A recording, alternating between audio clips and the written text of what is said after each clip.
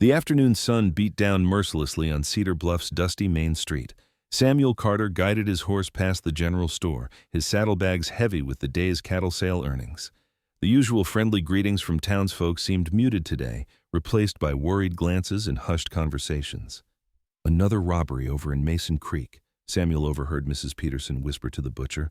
"Third one this month." Samuel touched the brim of his hat, acknowledging their concerned looks. The tension in town was as thick as the summer heat. He'd been away driving cattle for 2 weeks, but clearly things had gotten worse. Even the usually bustling street seemed emptier, with folks hurrying about their business rather than stopping to chat. He dismounted outside the bank, patting his horse's neck. "Won't be long, old girl," he murmured, tying her to the hitching post. His boots kicked up little clouds of dust as he climbed the wooden steps to the bank's entrance. Inside, the bank was cool and quiet. A few customers stood in line, and Mr. Jenkins, the teller, counted money with practiced efficiency. Samuel took his place behind Mrs. Miller, who clutched her reticule tightly to her chest. "Afternoon, Samuel," she said softly. "Good to see you back safe." "Thank you, ma'am."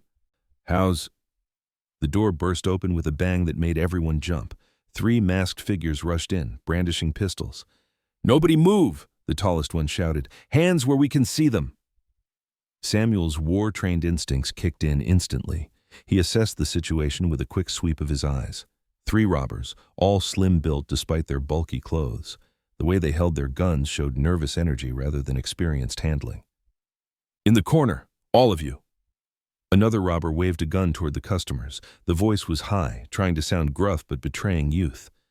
Mr. Jenkins started filling a canvas bag with money, his hands shaking. Mrs. Miller whimpered beside Samuel, and he felt her terror. But something else caught his attention. The 2 shorter robbers kept looking at each other, moving in perfect synchronization. Their body language spoke of a deeper connection. When one of the shorter ones turned to watch the door, Samuel saw his chance. In one fluid motion, he lunged forward, grabbing both smaller robbers by their collars. They yelped in surprise, distinctly feminine sounds, as he used their momentum to spin them away from their weapons. The tallest robber fled, leaving his companions behind. Samuel grappled with the 2 remaining robbers, their slight frames no match for his rancher's strength. In the struggle, their masks came loose. Time seemed to freeze. Samuel found himself staring into 2 identical faces, young women, no more than 25, with features that spoke of mixed heritage. Their dark eyes were wide with fear, tears already forming. One had a small scar above her eyebrow, the only distinguishing mark between them. The bank erupted in gasps and exclamations. Samuel kept his hold firm but gentle, studying their faces. Beneath the fear, he saw something that struck him to his core. The same desperate look he'd seen in soldiers' eyes during the war, the look of people pushed beyond their limits. "Please," whispered the one with the scar, her voice barely audible. "Our father," her sister joined in. "He's dying. We didn't know what else to do." Samuel's heart clenched. He recognized the weight of their words, the burden of watching a parent slip away without means to help. His own wife's passing had left similar shadows in his soul. The twins didn't struggle against his hold. Instead, they seemed to deflate, as if finally accepting the inevitable. Their faces showed shame, regret, and a bone-deep weariness that seemed far too heavy for their young shoulders. The bank's doors swung open again, this time admitting Sheriff Harlan Briggs. His boots thumped heavily on the wooden floor as he strode in, a satisfied smile spreading across his face. "Well, well," he drawled. "Looks like we finally caught our robbery gang." He pulled out his handcuffs with theatrical flourish. "Samuel Carter, you've done this town a great service." The sheriff's eyes gleamed with something that made Samuel uneasy, not justice, but triumph, like a cat who'd cornered its prey. "These girls will hang for their crimes," Briggs announced loudly, playing to his audience of shocked townspeople. "Make an example of them. Show everyone what happens to their kind when they step out of line." Samuel felt the twins tremble at these words. The one with the scar lifted her chin defiantly, but her sister's tears fell freely now. In that moment, Samuel saw not hardened criminals, but lost souls who'd strayed down a desperate path. He maintained his hold on them, but something in his stance shifted. The war had taught him that justice without mercy was no justice at all. These girls needed help, not a hangman's noose. "Step aside, Carter," Sheriff Briggs commanded, reaching for the first twin. Let me take these criminals where they belong." Samuel didn't move. The afternoon sun slanted through the bank's windows, casting long shadows across the floor. In the heavy silence, he could hear the twins' rapid breathing, feel their racing hearts. The choice before him would change not only their lives but his own. The sheriff's face darkened. "I said step aside. Don't make me arrest you two for interfering with the law." The townspeople watched, barely breathing, as this tableau played out before them. Samuel Carter, the respected rancher known for his steady faith and quiet ways, stood between two admitted criminals and the law itself. The twins remained still in his grip, their fate hanging on what he would do next. Their eyes held no plea for mercy now, only resignation, as if they'd never expected anything but harshness from the world. Sheriff Briggs moved closer, handcuffs jingling ominously. "Last chance, Carter. Do the right thing." The iron-barred door of Cedar Bluff's jailhouse creaked shut behind Samuel Carter. Inside, the air hung heavy with dust and despair. 2 cells lined the narrow corridor, but only one held prisoners, the twin sisters who'd attempted to rob the bank just hours before. The fierce one, Lydia, stood with her hands gripping the bars, her dark eyes blazing despite her defeat. Behind her, Clara sat hunched on the wooden bench, her gentle features marked by tear tracks and fear. "Mr. Carter," Lydia spoke first, her voice steady despite her circumstances. "Please, just hear us out before you judge us." Samuel pulled up a wooden chair, its legs scraping against the rough floor. He settled himself, taking off his hat and running a weathered hand through his graying hair. The weight of the day's events pressed down on his shoulders like a heavy winter coat. "I'm listening," he said quietly. Clara lifted her head, and Samuel noticed how her hands trembled as she clasped them in her lap. "Our father," she began softly, "he fought in the war. Just like you did, Mr. Carter." Samuel's hand unconsciously moved to his left shoulder, where an old bullet wound still ached on cold mornings. "How did you know about that?" "Everyone knows about Samuel Carter," Lydia replied. "The honorable rancher who served with distinction, the man who always pays his debts and treats folks fair." Her voice cracked slightly. "That's why we're begging you to listen." Clara continued, her voice barely above a whisper. "Papa came back from Gettysburg with a piece of shrapnel in his lung. He's been coughing blood ever since, getting weaker every day." She wiped fresh tears from her cheeks. "We tried everything to care for him." "The town doctor wouldn't even look at him," Lydia spat, her hands tightening on the bars. "Said he doesn't treat our kind. Mama was Cherokee, you see, and some folks around here never let us forget it." Samuel's jaw tightened. He'd seen such prejudice before, during and after the war. It sat like poison in a town's heart. "We tried to find honest work," Clara added.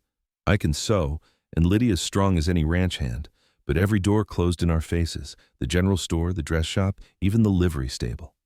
They called us thieves before we ever stole a thing." Lydia's voice was bitter. "Said we'd rob them blind first chance we got. Well, if they're going to treat us like criminals anyway—" "Lydia," Clara pleaded, standing to put a hand on her sister's shoulder, "we're not proud of what we did, but Papa needs medicine and food and—" The jailhouse door banged open, cutting off Clara's words. Sheriff Harlan Briggs strode in, his boots leaving dusty prints on the floor. His silver star caught the late afternoon light streaming through the barred windows. "Well, well," Briggs drawled. "Quite the touching reunion we have here." He moved to stand beside Samuel, thumbs hooked in his gun belt. "Don't tell me you're falling for their sob story, Carter." Samuel stood slowly, meeting the sheriff's cold gaze. "Every story deserves to be heard, Harlan." "What I heard was 2 armed robbers threatening honest citizens," Briggs replied, "and I aim to see them hang for it, make an example, show folks we won't tolerate their kind causing trouble." Clara let out a small gasp. Lydia's face went pale, but her chin lifted defiantly. "Their kind?" Samuel's voice was quiet but sharp as a knife's edge. "You mean desperate daughters trying to save their dying father?" Briggs laughed, the sound echoing harshly off the jail's stone walls. "Getting soft in your old age, Carter?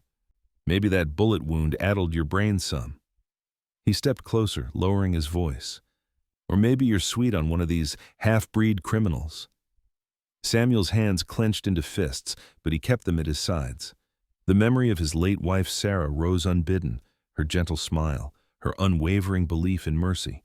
She would have understood these girls' desperation. "The war taught me something, Harlan," Samuel said. "It taught me that killing's easy.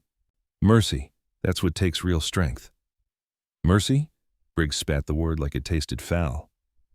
"Tell that to the folks they might have shot today. They're getting what they deserve."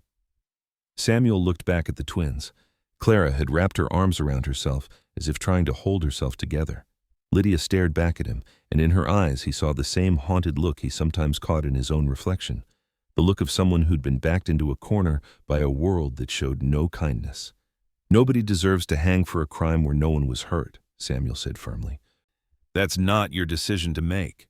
Briggs turned toward the door. "Trial's set for tomorrow morning, though it's just a formality. Way I see it, the rope's already knotted." The sheriff's boots clomped across the wooden floor and out the door, leaving behind a heavy silence. Through the window, Samuel could see the sun sinking toward the horizon, painting the sky in shades of orange and purple. He thought of his own scars, not just the physical ones from the war, but the deeper wounds left by loss and loneliness. He thought of Sarah, of her last words to him. "Don't let the world make your heart hard, my love." Clara's soft voice broke through his thoughts. "Mr. Carter?" He turned back to face them. Both sisters were watching him, their faces painted with the dying light of day. "We're not asking you to believe us," Lydia said. "Just, please don't let them kill us." Samuel put his hat back on and walked to the door. He paused there, staring out at the setting sun. The weight of their lives pressed against his conscience like a physical thing. He knew, with a certainty that settled deep in his bones, that he could not stand by and watch two young women hang, not when he had the power to prevent it. The question was, what was he willing to risk to save them? Samuel Carter tossed and turned in his bed, the moonlight casting long shadows across his bedroom floor. The distant howls of coyotes echoed through the valley, but it wasn't their eerie song keeping him awake. His conscience gnawed at him like a persistent toothache. "Lord," he whispered into the darkness, "show me what's right." The ceiling offered no answers, just the familiar creak of his old ranch house settling in the night air. His late wife Martha's picture sat on the bedside table, her gentle smile frozen in time. Samuel could almost hear her voice. "You always did what your heart knew was right." With a heavy sigh, he swung his legs over the side of the bed. The wooden floor felt cool under his bare feet as he dressed quietly, pulling on his worn boots and reaching for his heavy coat. The stars still hung bright in the sky as he saddled his horse, working by the dim light of a lantern. Cedar Bluff lay silent and dark when Samuel arrived, tethering his horse in the shadows behind the jailhouse. His heart hammered against his ribs as he crept toward the back window. He'd noticed earlier that its lock was broken, a detail the sheriff had overlooked in his arrogance. The window groaned softly as Samuel worked it open. Inside, he could make out two huddled forms in the cell. "Lydia? Clara?" he whispered. Movement stirred in the darkness. "Mr. Carter?" Clara's tentative voice answered. "Shh," Samuel cautioned, pulling a ring of keys from his pocket, borrowed without permission from the deputy's desk during his earlier visit. His hands trembled slightly as he worked the lock. The cell door opened with a slight squeal.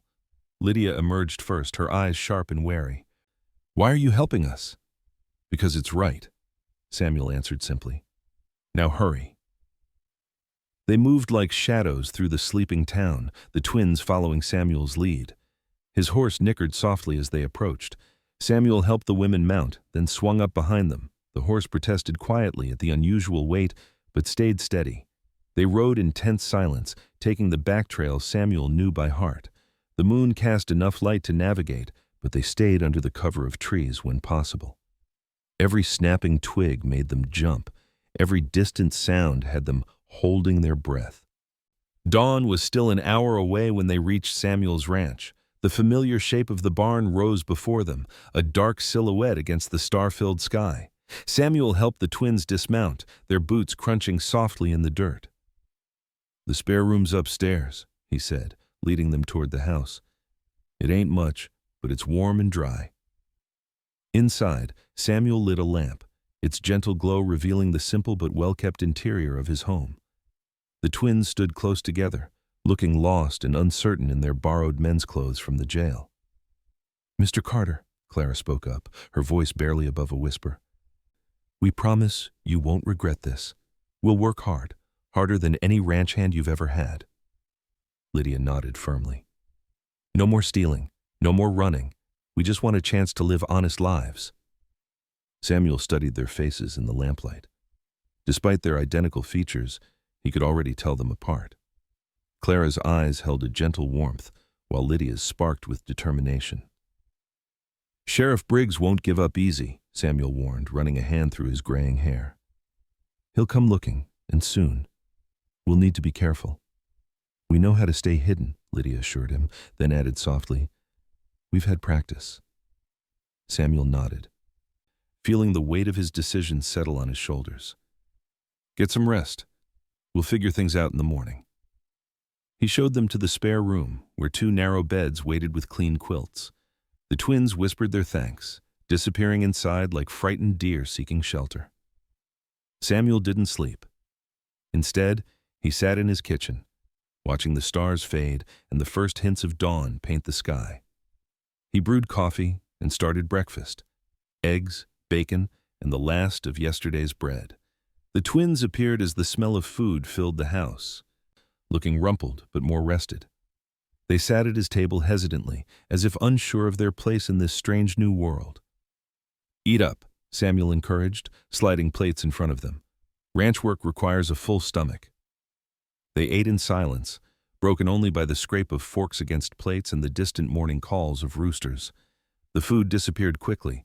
Samuel wondered when they'd last had a proper meal. The sun was just cresting the horizon when they all tensed at the sound of hoofbeats. Samuel moved to the window, careful to stay hidden behind the curtain. A group of riders passed in the distance, their silhouettes clear against the morning skyline. The sheriff's men, already searching. Clara's hand found her sister's under the table, squeezing tight. Lydia's jaw set in a determined line. Samuel remained by the window until the riders disappeared over the next ridge. They returned to their breakfast, but the easy peace of earlier had vanished. The clock on the wall ticked steadily, marking the beginning of their first day together. 3 unlikely allies bound by desperation and hope. Samuel looked at the twins across his table. 2 lost souls who'd stumbled into his life like stray cats seeking shelter from a storm. They looked back at him, trust and fear mingled in their expressions. The morning sun streamed through the window, casting long shadows across the kitchen floor. In the distance, a rooster crowed again, announcing the arrival of a new day. Their plates sat empty, the coffee had grown cold, but none of them moved, each lost in thoughts of what lay ahead. The morning sun cast long shadows across Samuel's ranch as he led the twins to a broken section of fence. The wooden posts leaned at awkward angles, weathered by time and pushing cattle. He grabbed his tools from the back of his wagon, hammers, nails, and fresh boards stacked neatly. "First lesson of ranch life," Samuel said, his voice gentle but firm. "Good fences make good neighbors." Lydia stepped forward eagerly, her dark hair tied back with a piece of twine.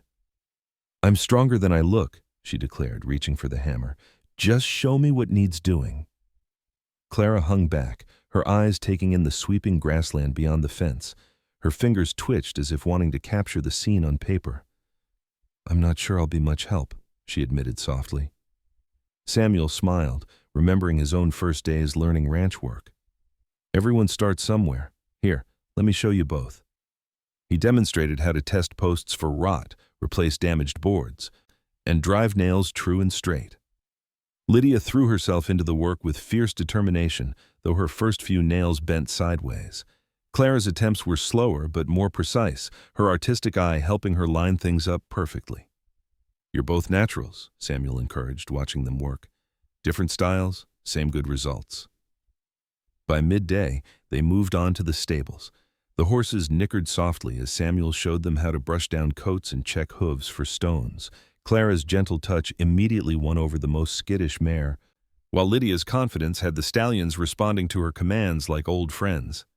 "These beauties just need respect and kindness," Samuel explained, watching Clara carefully curry a horse's mane. "Like most of God's creatures." A cloud of dust on the horizon made them all tense. Samuel recognized Ben Wilson's wagon approaching, one of his closer neighbors, but still a potential threat. "Quick now," he whispered, "into the barn." The twins disappeared just as Ben pulled up. "Morning, Samuel," he called out. "Thought I saw some extra hands working with you earlier?" Samuel kept his voice casual. "My cousins from back east, their pa, my mother's brother, passed recently, helping them learn the trade while they get back on their feet." Ben nodded, though his eyes narrowed slightly. "Mighty kind of you. Didn't know you had family out east." Mother's side. "Don't talk about them much." Samuel changed the subject smoothly. "How's that new bull working out for you?" Later that evening, Samuel built a small fire behind the house, well hidden from the road. The twins sat close, wrapped in blankets against the cooling air, while he prepared a simple supper of beans and cornbread. "Tell us about the war," Lydia asked suddenly. "What made you come out west after?" Samuel stirred the beans thoughtfully. "Saw too much death. Needed open spaces and honest work to heal." He gestured at the vast ranch around them. "Out here, a man's measured by what he does, not what he's done." Clara leaned forward, firelight dancing in her eyes. "I'd love to paint this place," she confessed, "the way the sunset turns the grass golden, how the clouds stack up like mountains in summer." "You paint?" Samuel asked, surprised by the warmth in his voice. She nodded shyly. "When I can find materials. Haven't had much chance lately." "I've got some old pencils in the house," he offered. "Paper, too. Not much. But—" Clara's face lit up brighter than the fire. Lydia watched their exchange with a slight smile. "I just want to prove we can pull our weight," she declared. "Show everyone that being a woman doesn't make us weak." "You're already proving that," Samuel said quietly. "Both of you." They sat in comfortable silence as the stars emerged overhead. After the twins retired to the small room he'd prepared for them, Samuel remained by the dying fire. He removed his hat and looked up at the vast expanse of stars. "Lord," he prayed softly, "I know this is dangerous. Know it could cost me everything." He paused, surprised by the smile tugging at his lips. "But I thank you for sending them my way. This old ranch hasn't felt so alive since Martha passed." The fire crackled softly, sending sparks dancing toward heaven. For the first time in years, Samuel felt truly at peace with a difficult decision. Despite the risk, despite the sheriff's men still searching, he knew in his heart he'd made the right choice. He could hear the twins' soft voices drifting from their window. Lydia planning tomorrow's work, Clara describing a sunset she wanted to capture. The sound filled an emptiness in the ranch house he hadn't even realized was there. Samuel added another small log to the fire, content to sit a while longer under the vast Texas sky. The warmth he felt wasn't just from the flames. It came from knowing that sometimes doing the right thing meant breaking the rules, just as his father had taught him, just as Martha would have understood.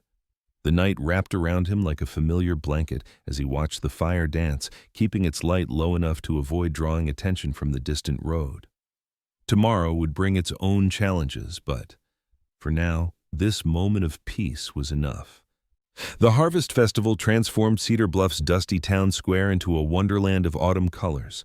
Orange and yellow streamers danced between wooden posts, and the sweet smell of apple pies mixed with the smoky scent of roasting corn. Lanterns hung in long rows, waiting for dusk to turn them into strings of golden stars.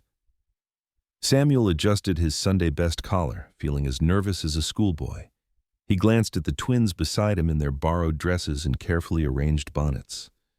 "Now, remember," he whispered, "you're my cousins from back east, visiting to help with the ranch." "We know, Samuel," Lydia said, her eyes bright with excitement. She wore a blue dress that matched the October sky, while Clara had chosen a soft green that reminded Samuel of spring leaves. Clara fidgeted with her bonnet. "Maybe this isn't such a good idea," she murmured. Samuel placed a gentle hand on her shoulder. "You both deserve one evening of joy," he said quietly. "The Lord knows you've worked hard enough this past week." They entered the festival grounds where fiddle music filled the air. Children ran past with candy apples, and couples twirled on the wooden dance floor set up in the center of the square. The smell of fresh-baked bread and roasted nuts made Samuel's stomach rumble. "Look," Clara pointed to an art booth where several easels were set up. Paint sets and blank canvases waited for anyone wanting to try their hand at painting. Her face lit up like sunrise. "Go on," Samuel encouraged. "Show them what you can do."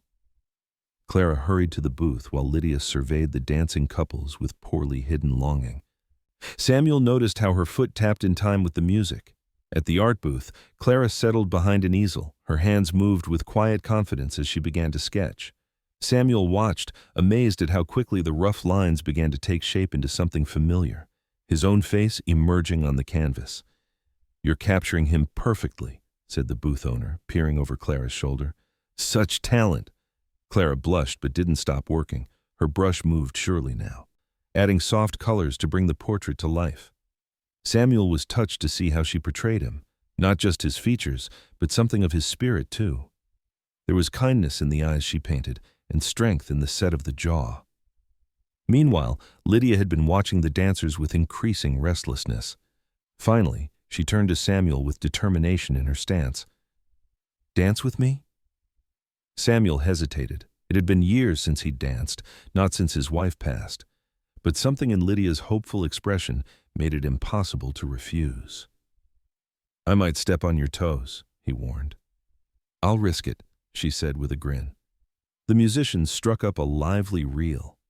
Samuel led Lydia onto the dance floor, his heart beating faster than the music. But as soon as they began to move, something clicked into place. His body remembered the steps, and Lydia followed his lead with natural grace. They spun and stepped, Samuel surprised to find himself smiling. Lydia's laugh rang out pure and joyful, drawing happy glances from other dancers. For a moment, all the worry and danger fell away. They were just two people enjoying the simple pleasure of a dance on a beautiful autumn evening. When the song ended, both were breathless. "You've been holding out on us," Lydia said. "Where did a rancher learn to dance like that?" "My wife taught me," Samuel admitted softly. "She loved to dance." Understanding softened Lydia's expression. She squeezed his hand gently before letting go. They made their way back to Clara's easel. She had finished the portrait, and a small crowd had gathered to admire it.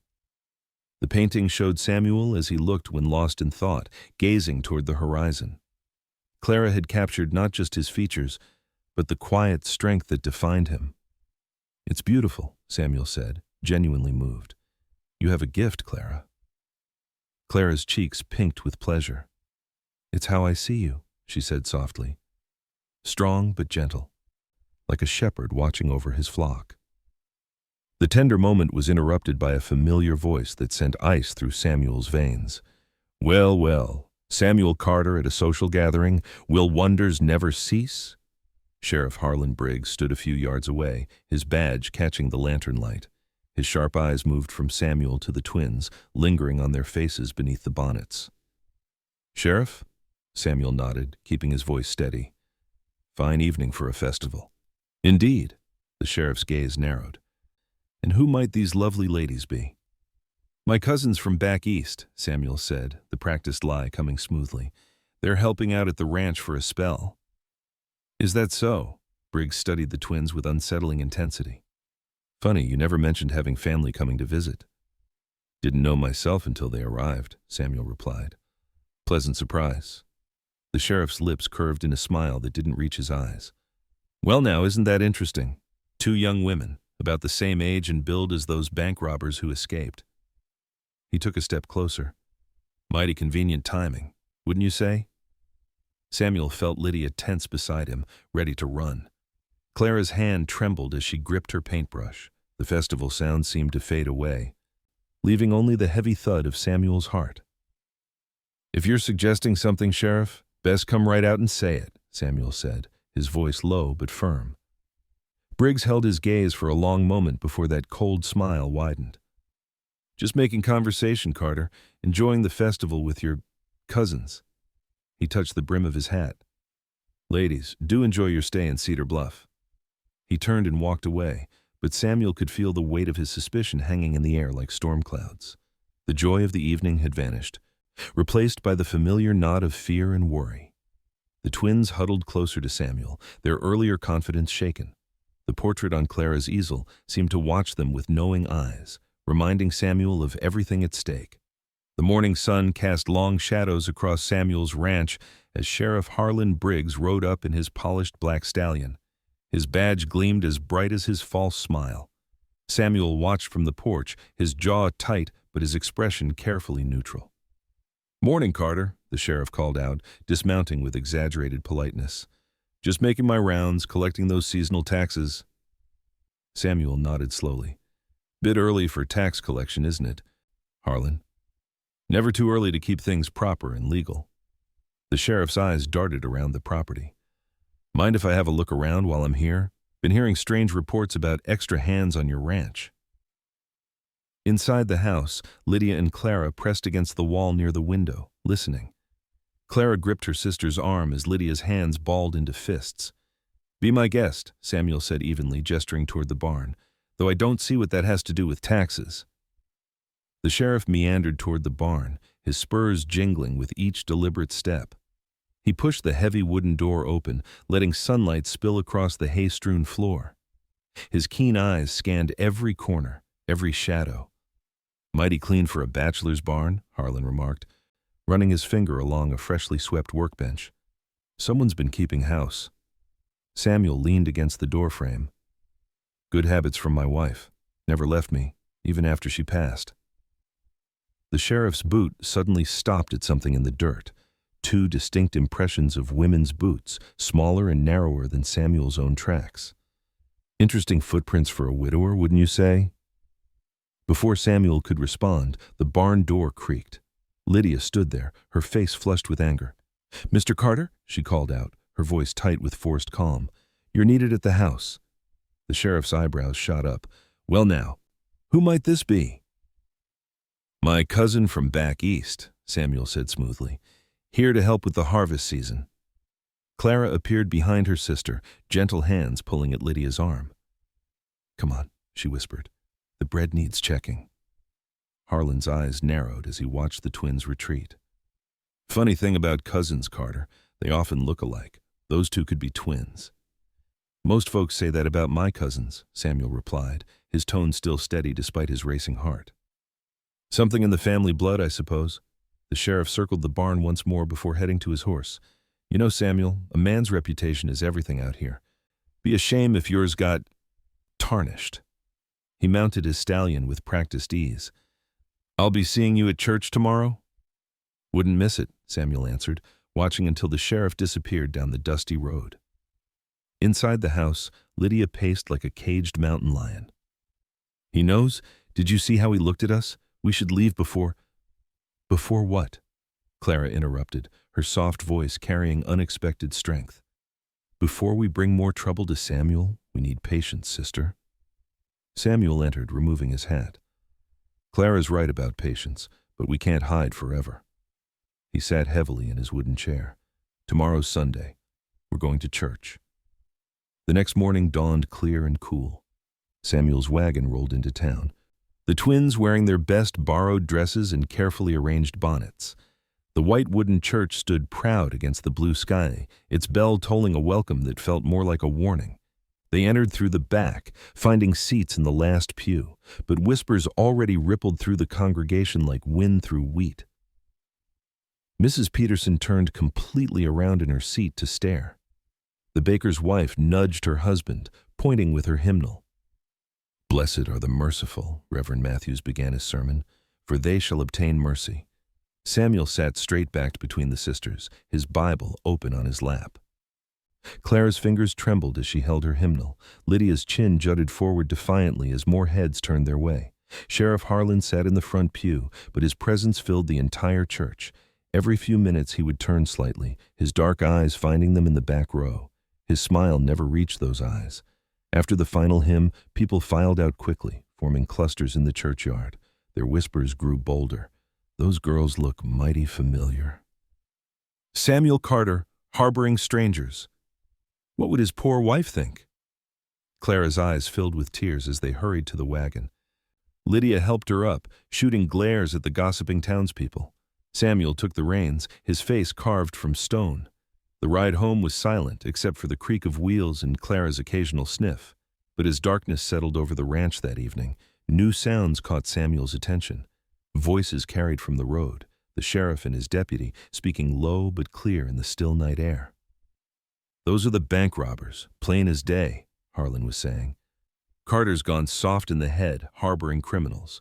We'll expose the whole thing at the town meeting next week, make an example of all three of them.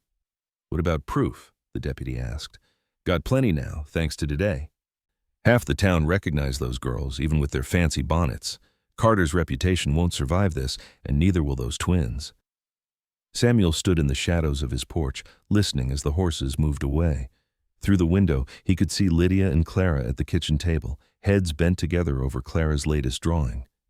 Something in his chest tightened. These girls had become more than just people he'd saved. They were family now. But the sheriff's words echoed in his mind. Time was running out, and choices would have to be made, hard choices that would test not just his faith, but everything he believed about justice and mercy. The barn dance buzzed with activity as lanterns swayed from wooden beams, casting warm light over hay bales and wooden planks swept clean for dancing. Fiddle music filled the air with cheerful tunes, while townsfolk stomped their feet and clapped along. Samuel adjusted his collar, nervous but determined as he led Lydia and Clara through the barn doors. The twins had dressed carefully for the evening, Clara in a borrowed blue calico dress, Lydia in a russet brown that matched her fierce eyes. Both wore delicate lace bonnets to partially obscure their faces, though Samuel had assured them they looked natural enough. Remember, Samuel whispered, just be yourselves. These are good people at heart. Clara squeezed his arm gently. Thank you for believing in us, Mr. Carter. The music swelled as more couples joined the dance floor. Samuel noticed a few curious glances their way, but most folks seemed caught up in the festivities. He led the sisters to a row of chairs along the wall where they could observe the dancing. May I have this dance? Samuel offered his hand to Clara first, trying to be proper about it. Her shy smile warmed his heart as she stood and followed him onto the floor. They moved easily together through the simple steps of a country waltz. Clara's graceful movements reminded Samuel of peaceful summer evenings, while her gentle nature brought a comfort he hadn't felt in years. I never thought I'd dance again, Clara admitted softly. After everything. The Lord works in mysterious ways, Samuel replied, carefully guiding her through a turn. When the song ended, Samuel danced next with Lydia. Where Clara had been fluid grace, Lydia was passionate energy. Her eyes sparkled with defiance and joy as they whirled across the floor. You're quite light on your feet for a rancher, she teased.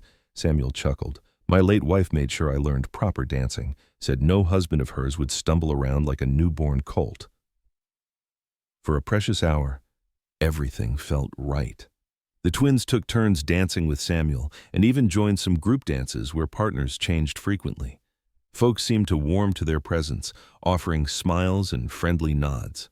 Then, Sheriff Harlan Briggs strode into the barn, flanked by his deputies. The music faltered as he made his way directly toward Samuel and the twins. Evening, folks, the sheriff announced loudly, his voice cutting through the remaining music until silence fell. Quite a celebration we're having. His cold eyes fixed on Samuel, though I believe we have some uninvited guests. Before anyone could react, the sheriff lunged forward and yanked the bonnets from both sisters' heads. Gasps rippled through the crowd as recognition dawned on face after face. The bank robbers, someone shouted. They're the ones who held up Maxwell's store, too. Sheriff Briggs's voice boomed over the growing chaos. And look who's been harboring them, our own Samuel Carter. A man who claims to live by faith and law, hiding criminals under our very noses. Samuel stepped forward, placing himself between the sheriff and the twins. They deserve mercy, Harlan. They're good girls who made mistakes out of desperation.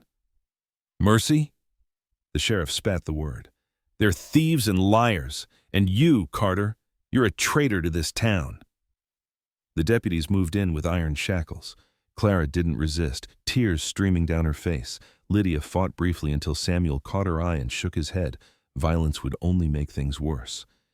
These women are dangerous criminals, Sheriff Briggs announced to the crowd, and this man protected them, endangering every one of you. What do you say to that, neighbors? One by one, people Samuel had known for years turned away. Mrs. Peterson, who'd brought him soup when he was sick last winter. Tom Bradley, whose fence he'd helped repair just last month. Even Reverend Matthews wouldn't meet his eyes. Take them away, the sheriff ordered with obvious satisfaction. The chains clinked heavily as the deputies led the twins toward the door. Clara looked back once, her expression full of sorrow and gratitude. Lydia held her head high, but Samuel could see her trembling. Samuel stood alone in the middle of the dance floor, the weight of judgment pressing down on his shoulders. The same neighbors who had been dancing and laughing moments ago now pressed against the walls, leaving a wide circle of empty space around him, as if his supposed betrayal might be catching. The barn had grown suffocating, despite its size. The lantern light that had seemed so welcoming now felt harsh and accusatory. Samuel watched helplessly as his friends, no, his family now, were led away into the night. The twins' chains rattled with each step, a sound that cut straight to his heart. Sheriff Briggs lingered, savoring his moment of triumph. "I warned you about being soft, Carter. Now you'll learn what happens to men who think they're above the law." Samuel remained silent, his hands clenched at his sides. One by one, the townspeople filed out of the barn, some whispering, others glaring, most simply refusing to acknowledge him at all. The festive atmosphere had shattered completely, leaving only the hollow echo of boots on wooden planks and the distant sound of chains. The musicians packed up their instruments without a word. The lanterns flickered, throwing strange shadows across the now empty dance floor, where just moments ago there had been so much joy. Samuel stood motionless, surrounded by scattered hay and abandoned refreshments, feeling the full weight of his neighbor's rejection. Deputy Wilson, the last to leave, paused at the door. For a moment it seemed he might speak, offer some word of understanding. Instead, he simply shook his head and walked out, leaving Samuel alone in the barn that still hummed with the ghost of music and laughter. The Cedar Bluff courthouse creaked under the weight of what felt like the entire town. Every wooden bench groaned with bodies pressed shoulder to shoulder, faces stern with judgment. Only around Samuel Carter did space remain, an empty circle of shame that left him sitting alone in the back, his hat clutched in weathered hands. Afternoon sun streamed through tall windows, catching dust motes that danced above the floorboards. The heat made his collar feel too tight, but Samuel sat straight-backed, his eyes fixed on Lydia and Clara. The twins sat at the defendant's table, their heads bowed, wearing simple gray dresses that made them look younger than their years. Sheriff Harlan Briggs stood before the jury, his badge gleaming as he gestured dramatically.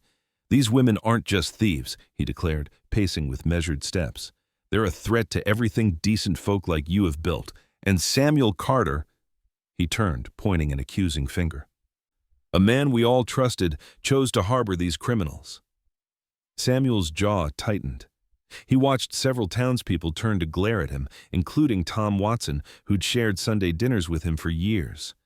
The rejection stung, but something deeper than pain stirred in his chest. "Think of your children," the sheriff continued, his voice rising. "Your homes, your life savings in that bank. These women would have taken it all if not for—" He paused, smirking. "Well, if not for my quick action in bringing them to justice." Clara's shoulders trembled. Lydia reached over to squeeze her sister's hand, though Samuel could see the fear she tried to hide behind her fierce expression. As the sheriff spoke, memories washed over Samuel like warm rain. Sarah, his wife, lying in their bed 5 years ago, her face peaceful despite the fever that was taking her. Her last words hadn't been of fear or regret, but of love. "Choose love over fear, Samuel," she'd whispered, her fingers cool against his cheek. "It's harder, but it's always right." The words echoed now, cutting through his doubt. Samuel found himself standing, though he couldn't remember deciding to rise.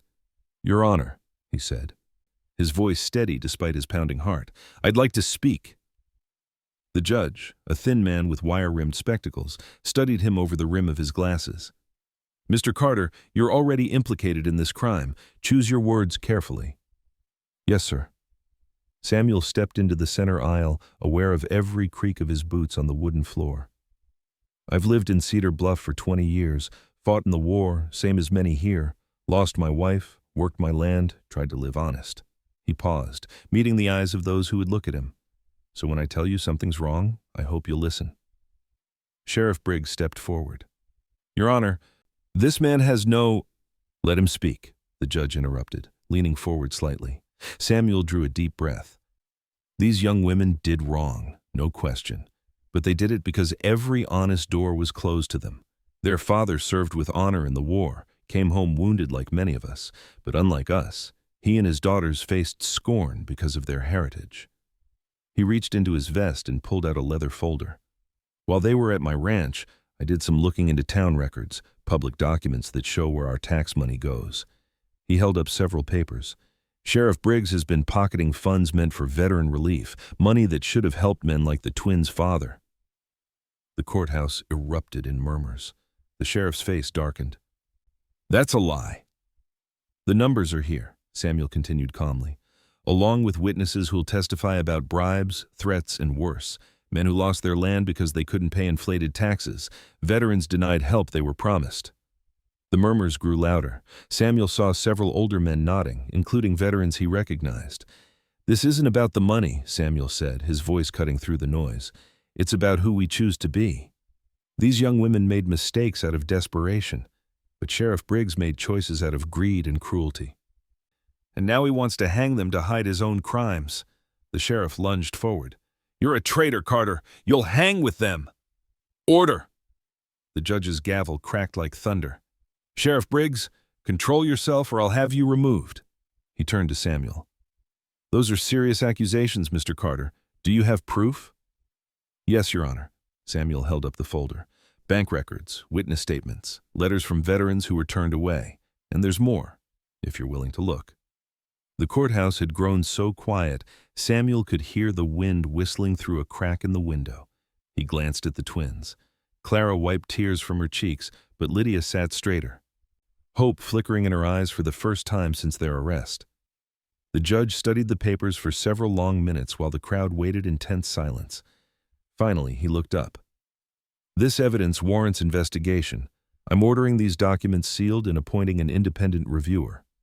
He fixed the sheriff with a hard stare.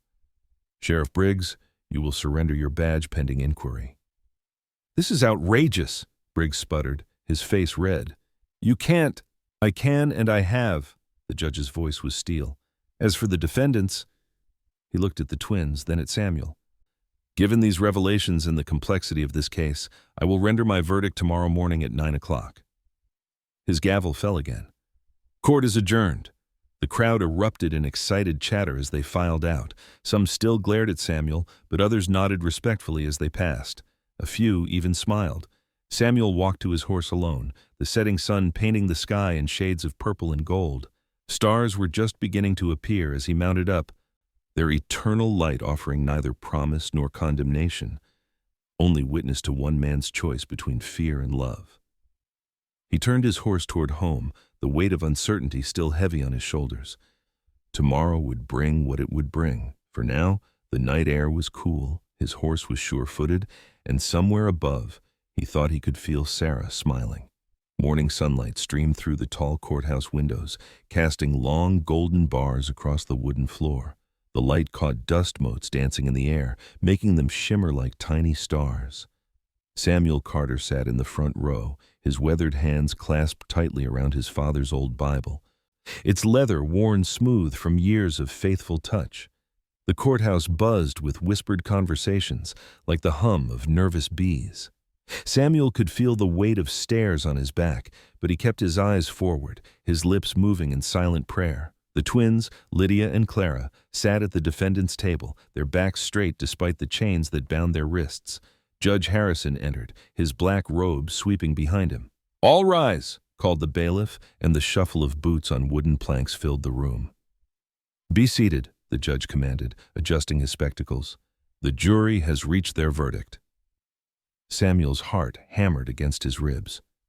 He thought of all the evidence he'd presented yesterday, the ledgers showing the sheriff's stolen funds, testimonies from veterans who'd suffered under Harlan's cruel reign, letters proving how the twins had been denied honest work.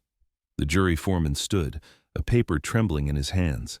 He was Tom Wheeler, the general store owner who'd never once looked Samuel in the eye since the twins were discovered. "In the matter of the state versus Lydia and Clara Matthews," Tom's voice quavered, "on the charges of bank robbery and theft, we find the defendants." The pause stretched like pulled taffy. Samuel's knuckles went white around his Bible. "Not guilty." A collective gasp rippled through the courthouse. Clara's shoulders sagged in relief while Lydia's eyes filled with tears. Samuel felt his own vision blur as he whispered, "Thank you, Lord." But Judge Harrison wasn't finished. He turned his stern gaze to Sheriff Harlan, who sat rigid in his chair, face red with fury. Furthermore, the judge continued, based on the evidence presented by Mr. Carter and corroborated by multiple witnesses, this court finds Sheriff Harlan Briggs guilty of corruption, misappropriation of funds, and abuse of power. The sheriff jumped to his feet. "This is outrageous! You can't—" "Violence!" The judge's gavel crashed down. "Sheriff Briggs, you are hereby removed from office, effective immediately. Turn in your badge." The courthouse erupted in chaos. Samuel watched as Harlan's face twisted with rage and shame. The man yanked his badge from his chest and slammed it on the judge's bench before storming out, leaving a wake of whispers behind him. "Order," Judge Harrison commanded. "Bailiff, release the defendants." The twins stood shakily as the bailiff unlocked their chains. The metal clattered to the floor, and suddenly they were free, truly free. They turned to Samuel, their faces shining with tears. Clara moved first, nearly tripping over her skirts as she ran to him. Lydia was right behind, and then Samuel found himself with an armful of sobbing sisters. He held them close, his own tears falling freely now. "You saved us," Clara whispered against his shoulder. "You believed in us when no one else would," Lydia added, her fierce spirit softened by gratitude. Samuel looked up to find the townspeople watching this display with varying expressions of shame and awakening compassion. Mrs. Peterson, the baker's wife who'd always turned the twins away, was dabbing at her eyes with a handkerchief. Old Mr. Jenkins, who'd once led the calls for their hanging, looked down at his boots, his face red with embarrassment. Then something remarkable happened. Martha Wilson, who ran the dress shop, stood up and cleared her throat. "Clara," she called out, "I could use a hand in my shop. I've seen your needlework on those repairs you did for Samuel's curtains. It's fine work." Clara lifted her head, hope blooming on her tear-stained face. "Really?" More voices joined in. "Lydia, my ranch needs a strong worker who knows horses," called out James Thompson. "You girls are welcome at my dinner table any time," added Mrs. Peterson, her voice thick with emotion. One by one, the townspeople stood, offering work, meals, friendship, the very things they'd denied the twins before. It was as if Samuel's testimony had not only freed the sisters from chains, but it also freed the town from its prejudice. Samuel guided the twins toward the courthouse doors, his heart so full it felt close to bursting. The crowd parted before them, creating a path where before there had been only barriers. Someone pressed a basket of fresh bread into Clara's hands. Another offered Lydia a proper pair of work boots. "The Lord works in mysterious ways," Samuel murmured, watching his neighbors transform from accusers to supporters before his eyes. As they reached the courthouse steps, the morning sun warm on their faces, Samuel saw the truth of redemption in action. It wasn't just the twins who had been given a second chance. It was the whole town, himself included. The grace he'd shown had rippled outward, touching hearts and changing minds, just as his late wife had always said it would. The twins stood tall beside him now, no longer hiding, no longer ashamed. Clara clutched her basket of bread while Lydia gripped her new boots, both of them gazing in wonder at the neighbors who now offered them smiles instead of scorn. "Welcome home, girls," someone called out, and the words echoed through the crowd. "Welcome home." The morning after the trial, Samuel stood on his front porch, watching the sun climb over the eastern hills. The familiar creak of the screen door behind him announced Lydia and Clara's presence. They joined him, one on each side. Their shoulders relaxed in a way he hadn't seen before. "First morning of real freedom," Lydia said, her voice soft with wonder. She squared her shoulders and took a deep breath of the crisp air. Clara dabbed at her eyes with her sleeve. "I never thought we'd see this day." Samuel nodded, his throat tight with emotion. The Lord works in mysterious ways. Over the next few weeks, change swept through their lives like a gentle spring breeze, where once they'd hidden from passing wagons.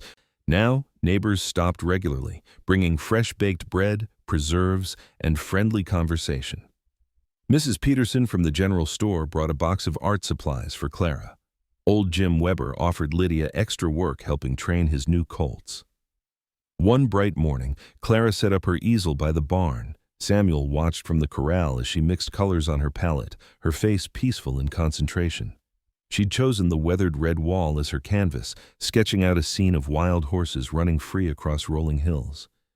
"It's my way of saying thank you," she explained when he came closer to watch, "for giving us our freedom." Her brush moved with sure strokes, bringing the horses to life beneath her hand. Lydia spent her mornings working alongside Samuel, their easy silence broken by occasional conversation about cattle and horses. She had a natural way with the animals, especially the more difficult ones. Samuel found himself admiring her quiet strength, so different from her earlier fierce desperation. "You've got a gift with horses," he told her one morning as they rode the fence line. The sun caught her hair as she turned in the saddle to smile at him. "They know when you respect them," she replied, "just like people do." The town's attitude shifted too. Where once there had been suspicious glares, now there were waves and greetings. The Sunday after the trial, Samuel and the twins attended church together. Instead of whispers and turned backs, they found welcome. The pastor's sermon spoke of redemption and second chances, and many eyes were damp by the end. Even the weather seemed to celebrate their fresh start. Days stretched golden and warm, the air sweet with late summer wildflowers. Clara's mural grew larger, spreading across the barn wall like a dream taking shape. She added details that made Samuel's heart catch: a widow's peak just like his house, 3 riders in the distance, moving together across the painted plain. Lydia discovered she had a talent for breaking horses. Samuel watched with pride as she worked with a spirited young mare, her patience and determination winning the animal's trust. Sometimes he caught himself staring too long, moved by the grace in her movements, the quiet confidence that had replaced her defensive anger. Their evening meals became a time of sharing and laughter. Clara's gentle humor brought out Samuel's own long-buried smile. Lydia's stories of their daily adventures with the horses had them all chuckling. Where once Samuel had eaten alone with his memories, now the kitchen rang with life. One evening, as the sun began its descent, Samuel found himself working on a broken fence line. The twins appeared without being called, tools in hand. They fell into an easy rhythm, Samuel holding the post steady, Lydia hammering with powerful strokes, Clara measuring and marking the next section. "You know," Clara said, wiping her brow, "I used to dream about having a real home. Never thought it would look like this." Lydia nodded, pausing in her work. "We were so angry for so long, felt like the whole world was against us." Samuel removed his hat, holding it against his chest as he looked at the setting sun. The golden light painted the landscape in warm hues, touching everything with glory: the weathered fence posts, the distant barn with its half-finished mural, and the faces of these 2 young women who had somehow become family. "The Lord brings beauty from ashes," he said quietly. "I was a lonely man, lost in grief. You 2 brought life back to this ranch." He cleared his throat, emotion making his voice rough. "And to me." Clara touched his arm gently, while Lydia's eyes shone with unshed tears. They stood together, watching the sun sink toward the horizon. No masks between them now, no need to hide or pretend. Just 3 souls bound together by grace, standing beneath God's open sky. The evening breeze carried the sweet scent of prairie grass and distant sage. Around them, the ranch settled into twilight, horses nickering in the paddock, cattle lowing softly in the distance, crickets beginning their evening song. Samuel looked at the twins, Lydia strong and straight-backed, Clara gentle and artistic, and saw not the desperate bank robbers they'd been, but the remarkable women they'd become. Together they turned back to their work, the steady rhythm of their tools harmonizing with the evening sounds of the ranch. The fence would be mended before dark, another small victory in their shared life. Another testament to the power of second chances and the strength of hearts bound together by faith, trust, and love. And so, Samuel Carter stood at the edge of a new beginning, a widower no more, but a man with a family forged through faith, risk, and compassion. The twins, once outlaws, now found freedom not just from the law, but from shame. The town itself was changed, learning that mercy can heal wounds deeper than any bullet. But in the stillness of that prairie night, a shadow moved on the ridge. The former sheriff, disgraced, humiliated, burning with vengeance, was not gone for good. He was watching, waiting. What will happen when Harlan Briggs returns? Will Samuel's fragile new family survive the storm that's still brewing? Tell us your theory in the comments below. And if you want to see what happens next, don't forget to hit subscribe and click right here for the next chapter in this journey. Thank you so much for spending your precious time with us today. Every view, every moment of your presence here means more than words can say. I'd love for you to share in the comments where you're watching from and what part of Samuel's story touched you most. Did it remind you of your own journey, or perhaps someone you once knew? If you believe in stories that uplift, heal, and remind us that second chances are always possible, I invite you to subscribe and walk with us through the many more tales yet to come. Until next time, know this: you are seen, you are valued, and you are never walking this road alone. From my heart to yours, God bless, and I'll see you in the next story.